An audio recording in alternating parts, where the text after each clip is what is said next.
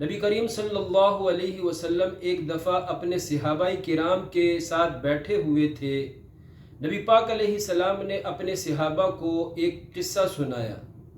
فرمایا پرانے زمانے میں اللہ کا ایک نیک بندہ تھا، دن کو روزہ رکھتا اور رات بھر عبادت کیا کرتا تھا۔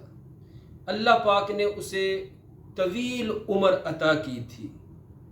اس کا نام حضرت شمعون تھا۔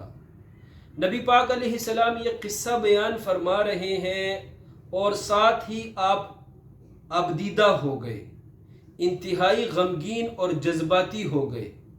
جیسے ہم کسی کے بچے کو دیکھتے ہیں جو نعمتوں والا ہے، سہولتوں والا ہے، تو ہمیں اپنے بچے یاد آ جاتے ہیں۔ ہم اپنے بچوں کے لیے اس موقع پر غمگین اور جذباتی ہو جاتے ہیں کہ یہ چیز میرے بچے کے پاس نہیں، کیوں نہیں؟ یہ سہولت، یہ نعمت میرے بچے کے پاس کیوں نہیں؟ نبی پاک علیہ السلام اپنی امت کے لیے جذباتی ہو گئے، غمگین ہو گئے۔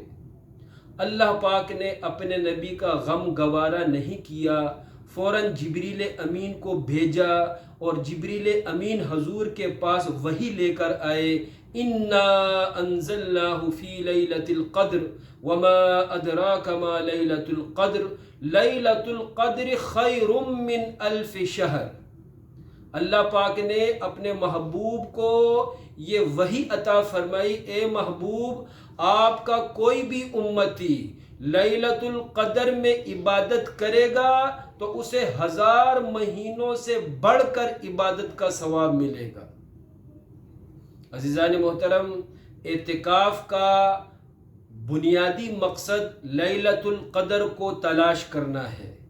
نبی پاک علیہ السلام فرماتے ہیں لیلۃ القدر کو رمضان کے آخری عشرے کی طاق راتوں میں تلاش کرو، اور ابن ماجہ کی حدیث میں فرمایا جو لیلۃ القدر میں عبادت کرنے سے محروم رہا وہ کثیر بھلائیوں سے محروم رہا، اور فرمایا لیلۃ القدر کی عبادت سے وہی محروم رہتا ہے جو محروم القسمت ہوتا ہے۔